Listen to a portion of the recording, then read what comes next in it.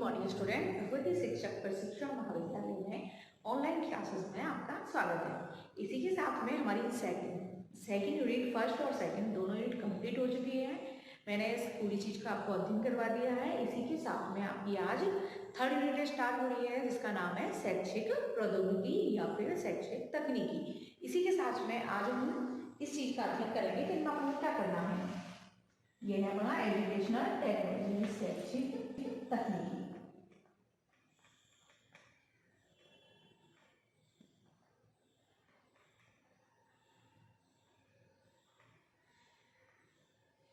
तो आज हम अध्ययन करेंगे शैक्षिक तकनीकी का, और इसमें हमको क्या क्या पढ़ना है, सिलेबस क्या है अपना, इसके अंदर हम एक बार समझ लेते हैं कि ये जो शैक्षिक तकनीकी सेकंड यूनिट का नाम है शैक्षिक तकनीकी। तो इसमें पहले पढ़ेंगे अपन शैक्षिक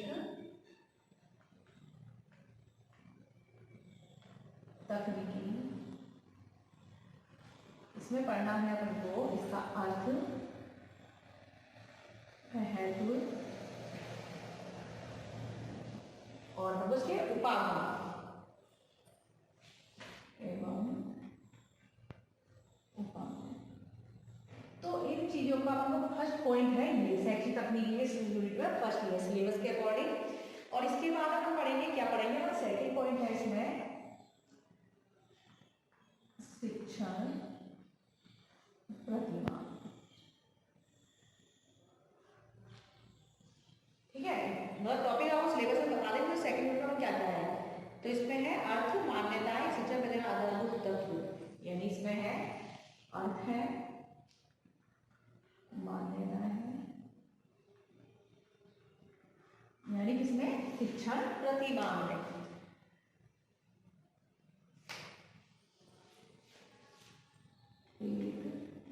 शिक्षण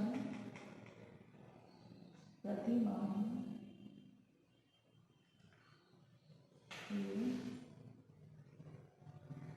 आधारभूत तत्व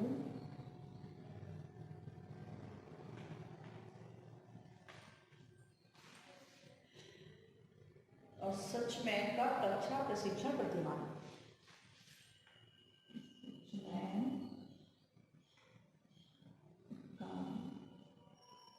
रक्षा प्रतिभा।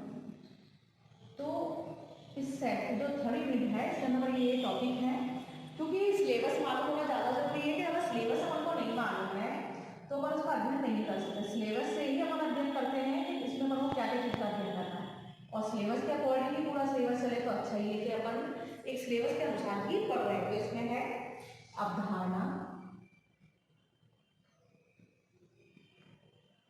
संप्रेषण में तत्व एवं संप्रेषण कौशल,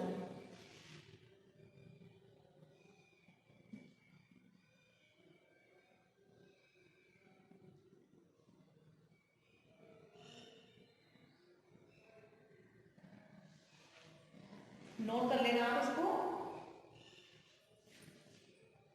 संप्रेषण के रूप में शिक्षण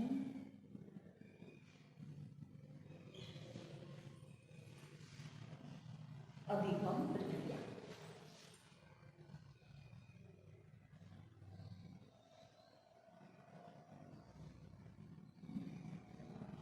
ये थर्ड पॉइंट हो गया इसका। और इसका 3 मतलब अपन के जो शैक्षिक तकनीकी थर्ड यूनिट है इसके अंदर अपन को शैक्षिक तकनीक का अर्थ, महत्व, उपागम, शिक्षण प्रतिभा और संप्रेषण, इन तीनों टॉपिक पॉइंटों का अपन को पूरे इसमें थर्ड यूनिट में अध्ययन करना है।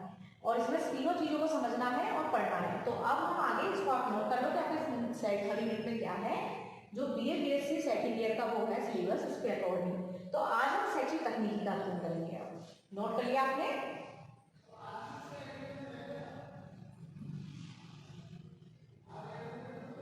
तो शैक्षिक तकनीकी का अर्थ जानने से पहले अपन इसकी ऐतिहासिक पृष्ठभूमि देखते हैं कि शैक्षिक तकनीकी है क्या, इसकी स्टार्टिंग कैसे हुई, इसमें क्या चीज होनी चाहिए, क्या नहीं होनी चाहिए, चीजों का अध्ययन हम करेंगे। तो शैक्षिक तकनीकी का शब्द प्रयोग किसने किया था, देखते हैं। शैक्षिक तकनीकी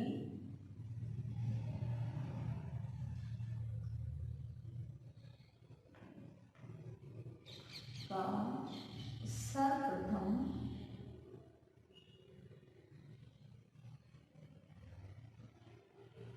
प्रयोग किसने क्या था, ये चीज मैं आपको बहुत पहले भी मैंने आपको बताया था, इससे पहले जब हम एनुटेशन पढ़ रहे थे जब, तो इसमें क्या था, सिडनी प्रेसी ने इसमें प्रयोग किया था 1926 में अमेरिका में। सिडनी प्रेसी ने सर्वप्रथम प्रयोग किया था इसका, शैक्षिक तकनीक का प्रयोग किसने किया था, 1926 में सिडनी प्रेसी ने कहा किया था, अमेरिका में। तो इसका जो शैक्षिक तकनीकी शब्द आया था, इसका प्रयोग आया था, तो सिडनी प्रेसी ने किया था। और प्रारंभ भी इन्होंने किया था शिक्षण मशीन के द्वारा। तो कहाँ किया था ये, ओहियो राज्य विश्वविद्यालय में। कहाँ किया था, ओहियो राज्य विश्वविद्यालय। ठीक है, तो किसने किया था शैक्षिक शब्द प्रयोग, 1926 सिडनी प्रेसी ने। ओहियो क्योंकि शैक्षिक तकनीक का नाम आता है, नहीं तो सिडनी प्रेसी का है, क्योंकि इसका प्रयोग इन्हीं ने किया था, क्योंकि इसका निर्माण का प्रारंभ भी किया गया था शिक्षण मशीन के माध्यम से। तो ये शिक्षण मशीन एक शिक्षण युक्ति के रूप में जांच हेतु तैयार की गई थी। ठीक है, किसके लिए, जांच हेतु। तो शिक्षण मशीन विश्वविद्यालय में शिक्षण मशीन के रूप में।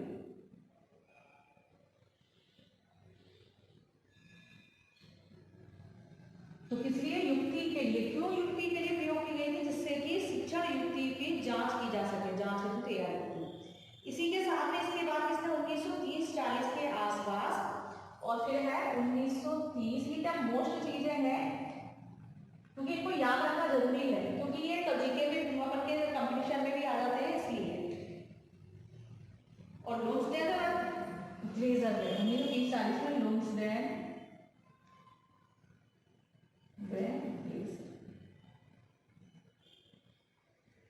1930-40 में प्रयोग इसको क्या था, यंत्रवत किया था, मतलब शैक्षिक तकनीकी का शिक्षण में यंत्रवत बनाने का प्रयास किया। लुम्सडेन ग्लेजर ने शिक्षण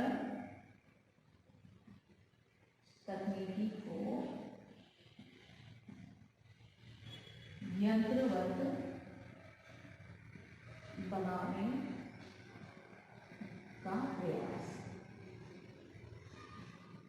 किया। ठीक है, किसने, 1930-40 में लुम्सडेन में ग्लेजर ने जो तकनीकी वक्ता थे ये, तो इन्हें शिक्षण को यंत्रवत बनाने का प्रयोग किया, प्रयास किया था।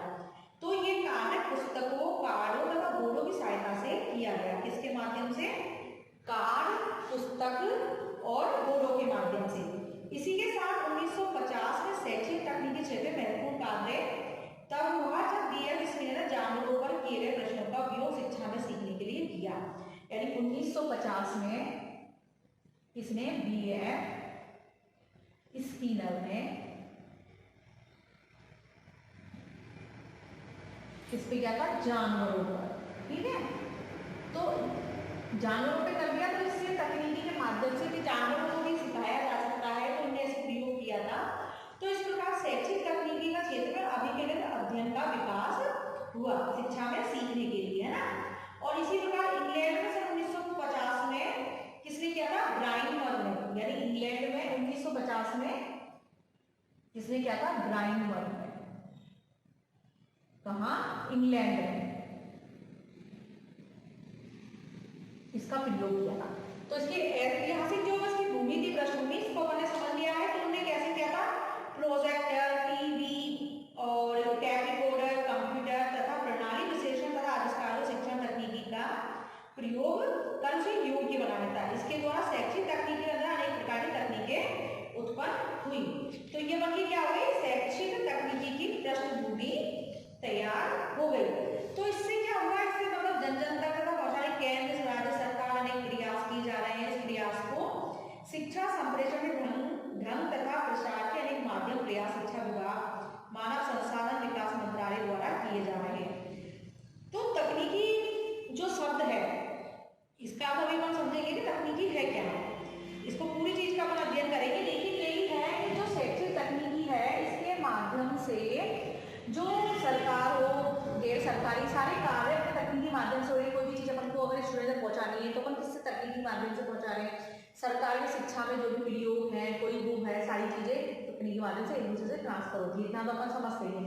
लेकिन अपनी ऐतिहासिक पृष्ठभूमि जिसमें ये समझा मैंने 1926 में अमेरिका में सिडनी ग्रेसी ने ओहियो राज्य विश्वविद्यालय शिक्षण मशीन तैयार की थी उन्होंने, जिससे कि बालकों को विद्यार्थियों को अच्छे से अच्छा सिखाया जा सके। 30-40 में लुंडजेन ने ग्लेजर ने शिक्षण तकनीक को यंत्रवत बनाया और इसको शिक्षा में इसका प्रयोग किया, युक्ति का प्रयोग करना स्टार्ट किया।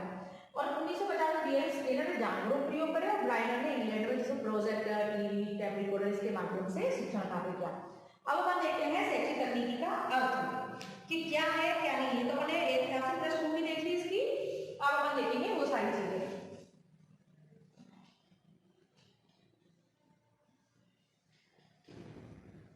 सारी चीजों को अपन डिटेल से अध्ययन करेंगे जिससे कि आपको अच्छे से समझ में आ जाए। तो शैक्षिक तकनीकी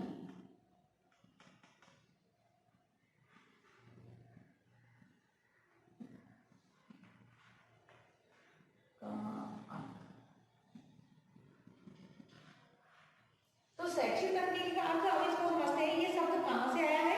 ये ग्रीक भाषा के टेक्निकोस। तो ये है अर्थ, ये है ग्रीक भाषा के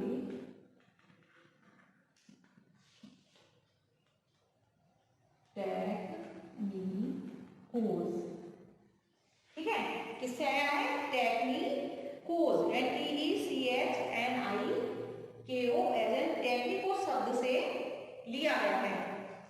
इससे लिया गया है? टेक्निकोस शब्द से लिया गया है, ग्रीक भाषा के टेक्निकोस से। कौन सा शब्द? टेक्नोलॉजी। तो इसका अर्थ क्या हुआ? तो टेक्निकोस शब्द से लिया गया है जिसका अर्थ होता है, जिसका अर्थ है एक कला। क्या हो गया? इसका अर्थ क्या हुआ? एक कला। और किस भाषा का शब्द है? ग्रीक भाषा से लिया गया है टेक्निकोस। तो इसका अर्थ हुआ एक कला। तो एक कला जो है, तो एक कला और एक विज्ञान, तो इसका सामान्य अर्थ में अपन लेते हैं शिल्प अथवा कला विज्ञान से है। अतः प्रौद्योगिकी का शब्द कौशल एवं दक्षता से है। किससे है प्रौद्योगिकी का संबंध? प्रौद्योगिकी यानी तकनीकी, कंफ्यूज मत होना इन शब्दों में, का है यानी एक कला हो गया, इसका एक विज्ञान हो गया, शिल्प कह सकते हो, विज्ञान कह सकते हो, कला विज्ञान कह सकते हो, कला विज्ञान, ये सारे शब्द हो गए। तो जो प्रौद्योगिकी का अर्थ हुआ तो ये हुआ कौशल या फिर दक्षता, या दक्षता। ठीक है, किसी भी चीज में कौशल या दक्षता धारण करना वो है तकनीकी। अब कैसे करेंगे कैसे नहीं करेंगे? तो ये है शिक्षा प्रक्रिया के यंत्रीकरण के कारण शिक्षा के क्षेत्र में एक नवीन संप्रदाय विचारधारा का विकास हुआ, जिसे क्या कहते हैं? शैक्षिक प्रौद्योगिकी कहा जाने लगा। यानी जो नई प्रक्रिया आई कौशल और दक्षता धारण करने के लिए, तो उसको शैक्षिक प्रौद्योगिकी कहा गया। तो शैक्षिक प्रौद्योगिकी शिक्षा में प्रौद्योगिकी तकनीक का प्रयोग हुआ। इसी प्रकार से शैक्षिक जो तकनीकी है उसको अपन किसमें लेते हैं? शैक्षिक तकनीक का अपन प्रयोग करते हैं तो तकनीकी से ये समझ आता है कि इसमें दृश्य श्रव्य सामग्री का प्रयोग करना। अपन ये कहना है शैक्षिक तकनीकी क्या है, टेक्नोलॉजी क्या है। तो इसमें दृश्य श्रव्य सामग्री का प्रयोग तो है ही, और बाकी इसमें ये सारी चीजें जैसे कि अपने अधिवेशन पढ़ा था अभी, तो इसमें अंतिम विभाग, अपना पूर्व विभाग, अंतिम विभाग, सारी चीजों का अपन ने इसमें अध्ययन किया था। तो इसमें जो विश्लेषण किया था ये सारी चीज इसी के अंदर थी। तो प्रक्रियाओं का विश्लेषण किया जाता है और दृश्य स्वरूपों का अधिगम उत्पन्न करने हेतु सहायक साधन मात्र माना जाता है। तो शैक्षिक तकनीकी में व्यवहारिक विज्ञान है जो व्यक्ति भिन्नताओं के आधार पर शिक्षण एवं अधिगम को पूर्ण प्रक्रिया से संबंध रखता है। तो ये सारी चीज होगी क्या? शैक्षिक तकनीकी की। तो मतलब तकनीक का मतलब यही है कि इसमें क्रमबद्ध ज्ञान बनाना, वैज्ञानिक तरीकों से पढ़ाई करवाना, ये सारी चीजें इसमें आती है तकनीकी में। और इसी प्रकार से जो सिद्धांतों और वैज्ञानिक का प्रयोग किया जाए वो हो गई टेक्नोलॉजी। तो टेक्निकोस से निकला है, ये अपन ने देख लिया। तो इसका कला और इसका पर्याय है लैटिन भाषा का टेक्सर है, जिसका अभिप्राय बुनना या निर्माण करना। एक शब्द और है इसके अंदर, कोई बता देंगे टेक्सर है, टेक्निकोस है, तो ये सारे शब्द से क्या होगा? इसकी उत्पत्ति हुई है। यानी शब्द को देख लो आप, कभी TXERE टेक्सर, यानी ये शब्द हो गया, मतलब किसका है? ये लैटिन भाषा का। मतलब चीज कहते हैं शैक्षिक तकनीकी का अर्थ ग्रीक भाषा के टेक्निकोस शब्द से लिया गया है जिसका अर्थ होता है कला, शिल्प, कला विज्ञान, और प्रौद्योगिकी का मतलब कौशल या दक्षता। और यही शब्द लैटिन भाषा के टेक्सर से है, इसका अर्थ बनाया हुआ बुनना या निर्माण करना, बुनना या निर्माण करना।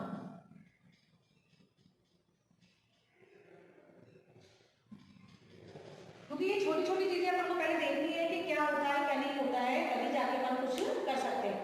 तो इसलिए इसका वैज्ञानिक व्यवस्था व प्रगति व प्रयोगात्मक तकनीकी विज्ञान है। तो शिक्षा शास्त्र का मतलब जो अपन लेते हैं शिक्षा में, तो इसमें यही हुआ कि वैज्ञानिक व्यवस्था व प्रगति का प्रयोग रूपी तकनीकी है। समझ गए इस चीज में। अब हम आगे देखेंगे इसमें इनकी परिभाषा या शिक्षा की अवधारणा और तकनीकी की अवधारणा क्या है, ये तो हमने समझ ही लिया है। अब अपन देखते हैं तकनीकी से तात्पर्य, उसको अर्थ को समझ लेते हैं।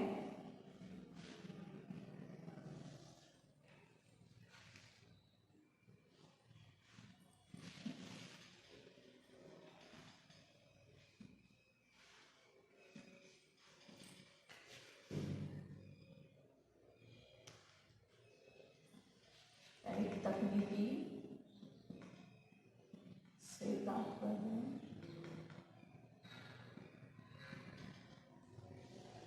क्योंकि छोटी छोटी चीजों को समझना जरूरी है, तभी जाके समझ में उनको आएगा, क्योंकि वो पूरी यूनिट है अपन की इसमें।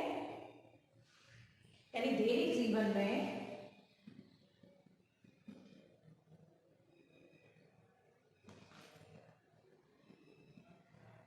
वैज्ञानिक ज्ञान का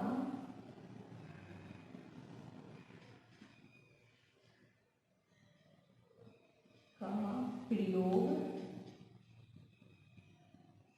तकनीकी है। ठीक है, दैनिक जीवन में वैज्ञानिक ज्ञान का प्रयोग करना ही क्या है, तकनीकी। यानी प्रयोग करने की विधि भी कह सकते हो इसको, प्रयोग करने की विधि या फिर प्रयोग करना। वैज्ञानिक ज्ञान का प्रयोग करने की विधि तकनीकी है।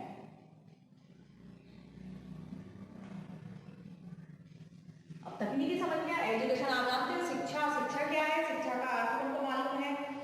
तो इसमें वैज्ञानिक ज्ञान के साथ ये है कि अन्य सभी जो वैज्ञानिक क्रमबद्ध ज्ञान का व्यवहारिक कार्यों में प्रयोग किया जाता है उसको ही तकनीकी कहते हैं। जब वैज्ञानिक या क्रमबद्ध ज्ञान का जब वैज्ञानिक या क्रमबद्ध ज्ञान का यानी व्यवहारिक जीवन में किसका, वैज्ञानिक या क्रमबद्ध ज्ञान का व्यवहारिक कार्यों में प्रयोग किया जाता है, का व्यवहारिक जीवन में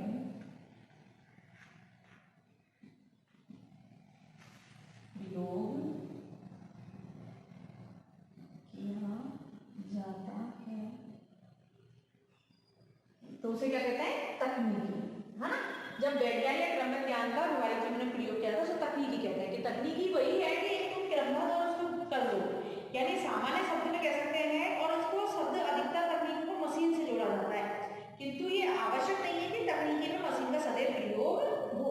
इसका साधारण तात्पर्य किसी भी ऐसे प्रयोगात्मक कार्य से है जिसमें वैज्ञानिक या क्रमबद्ध ज्ञान का प्रयोग किया जाए। तो आप समझ गए, शिल्प कला की क्रिया, शिल्प ज्ञान प्रणाली अथवा ये, तो ये सारी चीज से क्या हो गया, आपको पता लग गया तकनीकी। इसी के साथ में अपने तकनीकी का अर्थ देख लिया, तकनीकी की प्रोसेस देखी, तकनीकी देख ली। अब अपन देखेंगे तकनीकी की परिभाषा है। तो परिभाषा आपको समझनी है।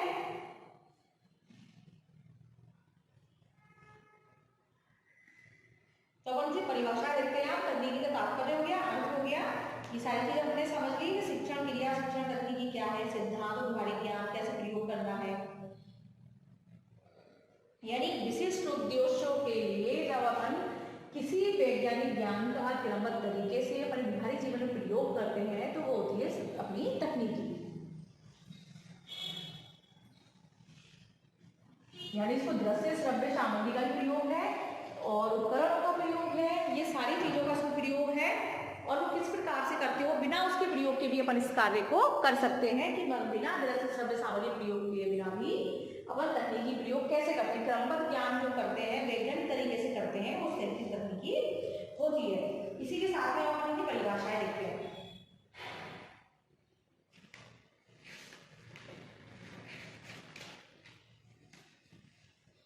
परिभाषा है अपनी मोस्ट ले लेते हैं कि गेने के अनुसार, रॉबर्ट एम गेने के अनुसार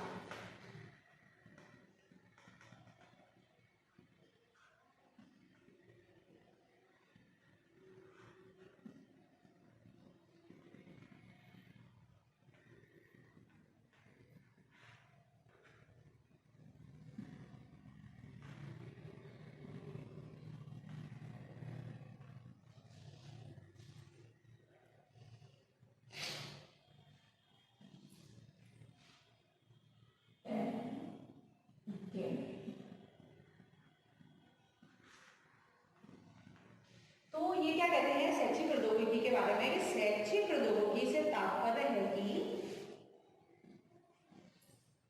इसमें लिखो के अनुसार।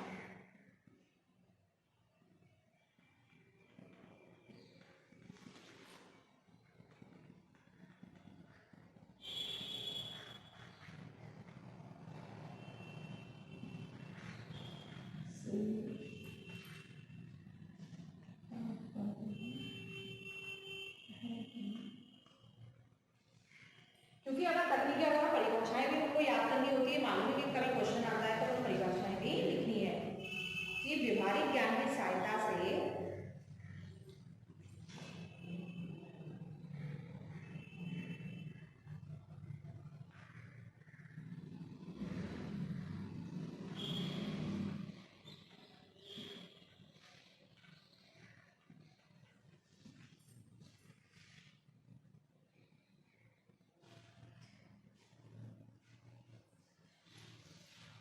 सुनियोजित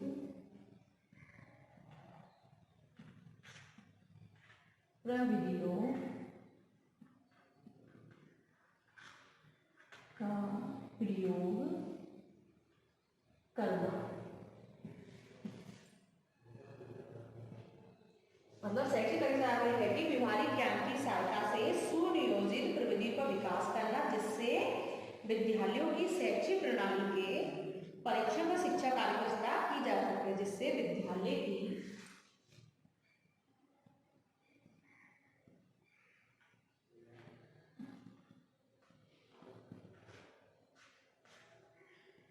क्योंकि इस जगह आप विद्यालय भी कह सकते हैं, महाविद्यालय को जहाँ शिक्षा ग्रहण की जाए वो स्थान,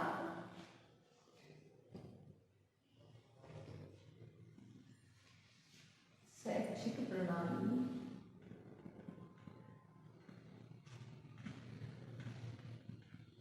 क्योंकि तकनीकी है तो अपन जब शैक्षिक उसमें पढ़ रहे हैं तो शिक्षा में ही तो प्रयोग इसका है, ये भी जिसमें प्रयोग होगा कि परीक्षण तथा शिक्षा कार्य व्यवस्था की जा सके।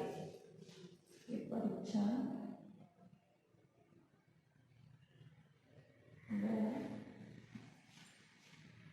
शिक्षा की व्यवस्था की जा सके। तो ये गेने कहते हैं कि शैक्षिक तकनीक तात्पर्य है कि व्यवहारिक ज्ञान की सहायता से सुनियोजित प्रविधि का विकास करना, जिससे विद्यालय की शैक्षिक प्रणाली के परीक्षण तथा शिक्षा कार्य की व्यवस्था की जाती है। शिक्षा की व्यवस्था की है, शिक्षा के कार्य की व्यवस्था की जाती है। तो एक परिभाषा हो गई रॉबर्ट एम गेने के अनुसार। अब अपन दूसरी देखते हैं परिभाषा, क्योंकि परिभाषाएं कितनी हमको याद हो उतना अच्छा रहता है।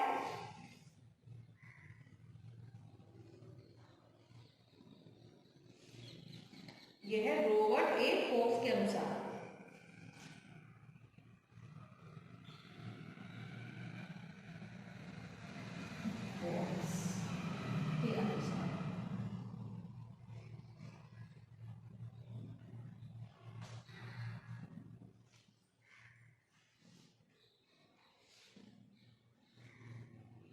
मानव के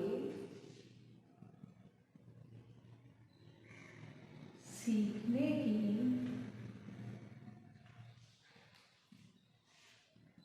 परिस्थिति, मतलब मानव के सीखने की परिस्थितियों में वैज्ञानिक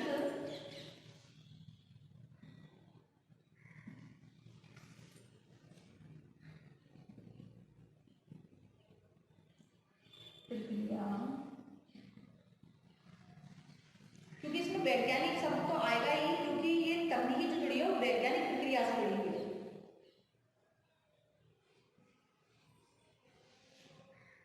प्रयोग को शैक्षिक तकनीकी कहते हैं।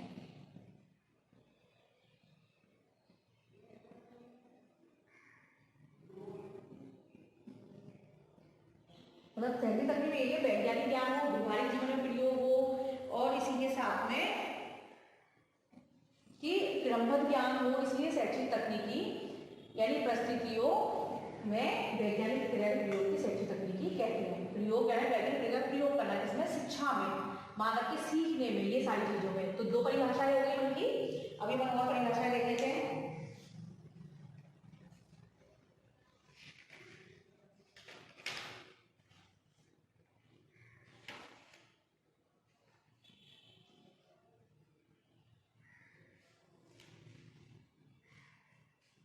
अब अपन देखेंगे रिचमंड के अनुसार, ये आपने नोट कर लिया, अब मैं इसको साफ कर देती हूँ।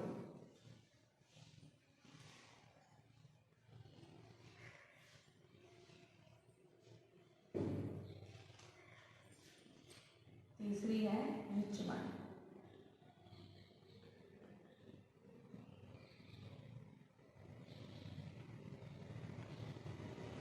इनके अनुसार देखते हैं शैक्षिक तकनीकी क्या होता है।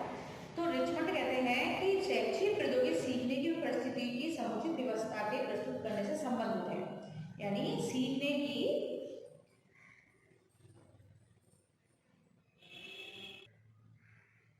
इसी के साथ में शैक्षिक तकनीकी परिभाषा रिचमंड के अनुसार दो पन्ने देख ली। तो शैक्षिक प्रौद्योगिकी सीखने की और परिस्थितियों की समुचित व्यवस्था के प्रस्तुत करने से संबंधित है, जो शिक्षण और परीक्षण के लक्ष्यों को ध्यान में रखकर अनुदेशन को सीखने का उत्तम साधन बनाती है। मतलब इससे यही है कि शैक्षिक तकनीकी में जो साधन का प्रयोग किया जाता है, दृश्य, श्रव्य, विषय, जिससे कि शिक्षा प्रणाली और ज़्यादा प्रभावी बन जाए, जिससे निर्देश देना, अनुदेशन देना, इसके माध्यम से बच्चा अच्छे से अच्छा सीख सके। तो ये सारी अधिगम का मतलब ये हुआ वैज्ञानिक ज्ञान का व्यवहारिक जीवन में ऐसा प्रयोग जिसके अंदर अनुदेशन और मशीनों के में शिक्षण से अधिगम की प्रक्रिया उद्देश्यपूर्ण बन जाए। सीखना, जानकारी लेना, सारी चीज व्यवस्थित तरीके से इस टाइप से आ जाए बच्चे में। अब जॉन डी लेसी को सीखने के मनोवैज्ञानिक का व्यवहारिक शैक्षिक समस्या पर गहन विनियोग शैक्षिक प्रौद्योगिकी है। मतलब सीखने में जो मनोवैज्ञानिक तरीके से किस माध्यम से सिखाया जाए, किन समस्या को दूर कैसे किया जाए, किन माध्यम से किया जाए। तो ये अपन की परिभाषा हो गई शैक्षिक तकनीकी की या प्रौद्योगिकी की। दोनों शब्द हैं। जो बड़ी थर्ड यूनिट थी ना, तो यही क्लास की थर्ड यूनिट का जो नाम था वो शैक्षिक तकनीकी है, या फिर उसको कह सकते हैं प्रौद्योगिकी। टेक्नोलॉजी जो है, दोनों शब्द एक ही है। यानी शिक्षा में